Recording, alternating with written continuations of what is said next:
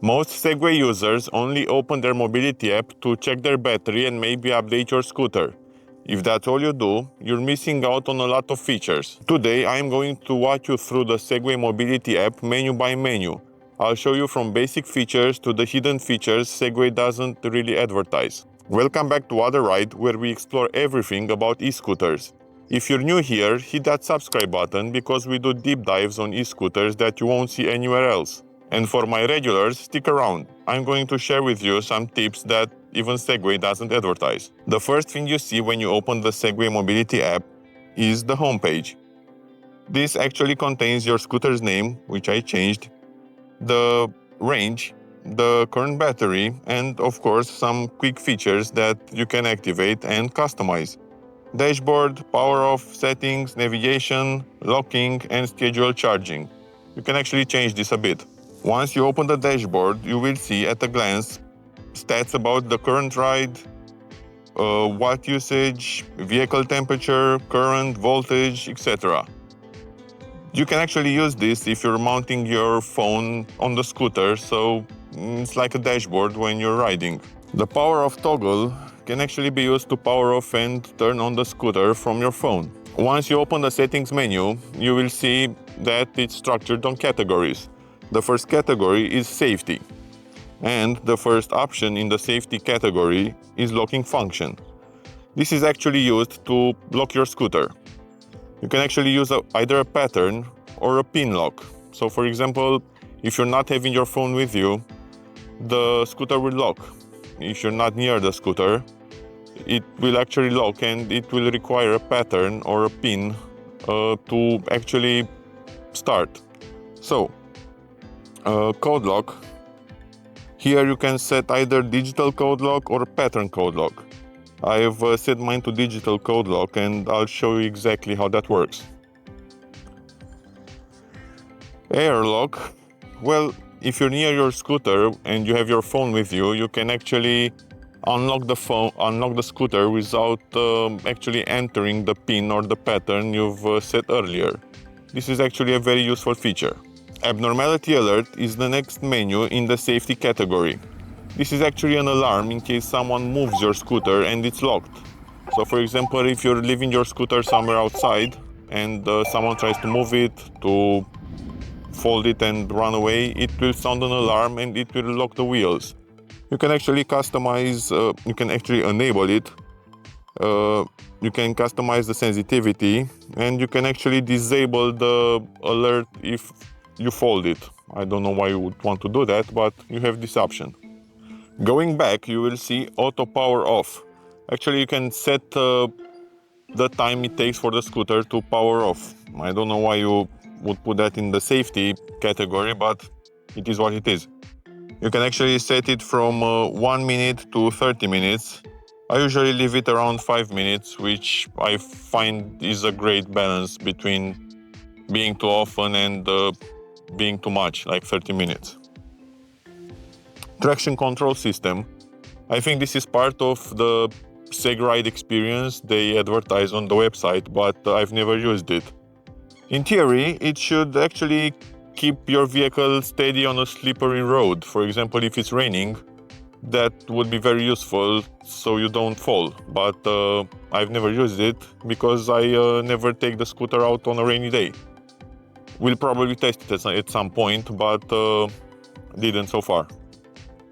Park on slope. I actually like this feature very much because it locks the wheels. For me, it's very useful when I'm at a stoplight and I want to make sure the scooter doesn't move. You can activate this feature here, which I recommend you to, and do test it out on the roads and see if it's a good fit for you. I actually leave mine activated, and I hope you'll find it as useful as I do.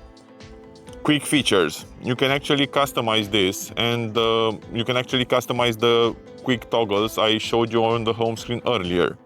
For example, you can press and hold to drag, and you can rearrange them, but you will always have 6. You can't have more than 6, so you can take features from below and put them on the top section, and that will enable them on the home page. Actually, this is the default setting, which you see right here, because I didn't modify them. Okay, the performance section.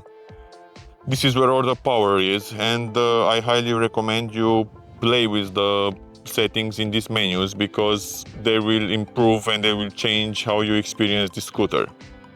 Choose speed mode. Set number of speed modes. Honestly, I feel like some of these aren't properly translated, because maybe the app was in Chinese or something and they're translated to English, but they don't make any sense. Choose speed mode allows you to customize the, obviously, speed modes you will find on the scooter when you press the M button. So you can enable or disable walk, sport mode or drive mode. Unfortunately, you can disable eco mode, and I don't know why. Honestly, I wish I could disable that too, but unfortunately I can't. Going back, you will see customize mode speed, and I think many of you will want this feature, because you can actually set the scooter to go 45 kilometers per hour. So this is the place to do it. You can customize the max speed for eco mode, drive mode and sport mode. I don't know why it's called S+, but it's called S+. You can also set acceleration settings, which doesn't make sense because it doesn't only influence acceleration, it also influences the top speed. So it's not actually acceleration settings, but it's acceleration settings and top speed. But you also set top speed from above, so again, it doesn't make any sense. For example, if you set acceleration settings to energy saving, it will accelerate slower, but it also won't reach 45 kilometers per hour if that's what you set in sport mode. It will only go around 35, which again doesn't make sense, but it is what it is. Boost function, I have a video on my channel where I'm showcasing the boost function. You can actually enable this function. When you're stopped, you have to press the acceleration and the brake, and in 3 or 4 seconds it will enable boost mode. The motor will peak at around 2600 watts. It will accelerate faster, and it will obviously deplete the battery faster, but it's a nice feature to test out if you want to race somebody. Wear a helmet. Keep in mind, some of the features here are only enabled on the E version if you unlock it. For example, the 45 kilometers per hour in sport mode, you won't have that in the E version unless you unlock it. And going back to another feature that's only available if you unlock your scooter, it's start speed. If the scooter is locked, you can set the start speed to 0. So you can only set it to, I think, 2 kilometers and above. The maximum would be 5 kilometers. So yeah, unlock your scooter if you want to have these features, or if you're in the United States, you already have these features, so congrats. Okay, you have energy recovery, which you can set to either standard, weak and disable. I honestly don't think it recovers that much of your battery. I'll have to test that, and you'll also have to test it and let me know how it goes. Let's switch to the last section of the settings menu, which is others. I mean, there are some things here that probably didn't belong in a category, or it would be the only thing in the category, so they're put in others. For example, sound effect. If you saw my other videos where I'm using a custom sound on the custom button, this is actually the section where you can do it. You can set the volume of the scooter, because unlike the G2, this has a speaker, the G2 has a buzzer, so you can set the volume. Indicator sound for the signals. App function tone and customize sound effect. This is the place where you can use your own sound files to set either the custom button, the abnormally alert, or the power on. Okay, and going back, you have the custom button settings. Here you can set the custom button on the scooter to do something else. For example, unfortunately, in the last firmware update, Segway removed some features. If you have an older firmware, you will see more features here. But currently we have emergency flashers, boost function, and the custom sound effect. And you just set it and you press the custom button and it will do something else. Okay, light effect. This is the place where you can actually customize how all the lights on this scooter work. And the first thing is the brake. It can be brighter when braking, or it can pulse. And I actually like it to pulse because I think it's more visible at night. Auto headlight. This is like in a car when you go in dark places, or it turns to night, the light will automatically activate. Breezing tail light, front position lamp, and safety underglow lights. Keep in mind again, these features, the safety underglow lights, is only available for the unlocked E version. So if you don't see this here, go unlock your scooter and then these features will be available. Okay, schedule charging. You have to enable this before each charging. I honestly wish it would remember the settings so you don't have to do this every time, but this is how it works for the moment. Okay, you have the charging limit. So if you're taking short trips daily, I honestly recommend you you can actually set this from 80 to 100%. If you're taking short trips, I recommend you put it to 90% because you will keep the battery running for a longer time. The more you charge a battery to 100% or the more you deplete it below 20%, it will actually degrade faster, so keep that in mind. And I honestly recommend if you're taking shorter trips to set it to 90%. You will maybe charge more often, but you won't charge to the max capacity and you'll prolong its life. Okay, power off after folding. I have this enabled, but I never fold a scooter, so I don't know. You can set it on or off if you want. Dashboard settings. This actually refers to the dashboard on the scooter, so you can actually customize some things here. If you want to show the current motor temperature, the current power, the average speed of this ride on the scooter, you can actually set it from here. Okay, vehicle Bluetooth on. You will have to keep this on if you want to see on the scooter who's calling you on the phone. This also says that information like music can be displayed on the dashboard. Honestly, I'm not sure if you have to use an app like Spotify or YouTube Music, because I've tried and no music information is on my scooter. I don't know how that works. Maybe it's on an iPhone. I'm using an Android, so maybe that's the problem. And display navigation on dashboard. This is if you want to have the navigation features on the dashboard.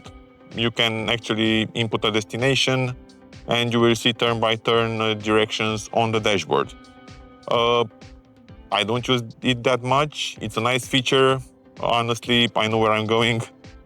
I'm not using it. You should test it. Maybe if it's a new place where you're going, you'll find it useful. For the moment, it's mostly a gimmick for me. As far as I know, this will be free in the first year and then you will have to pay. So, I don't know. We'll see next year.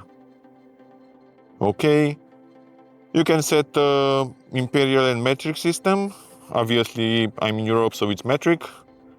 Device info, a lot of info here, including changelogs from the last firmware updates.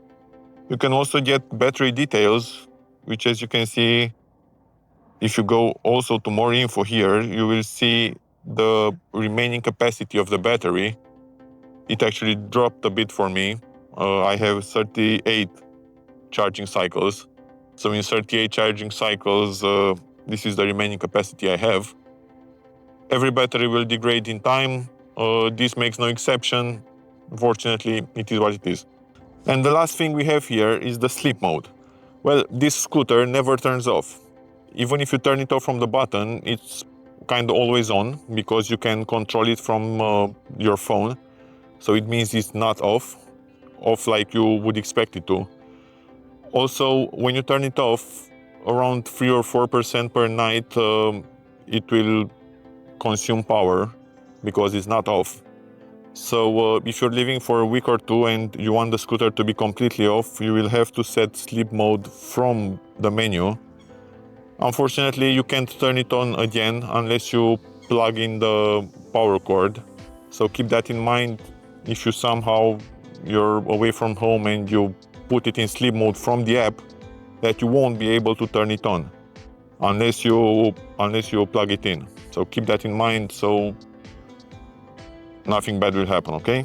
And that's the full walkthrough of the Segway Mobility app.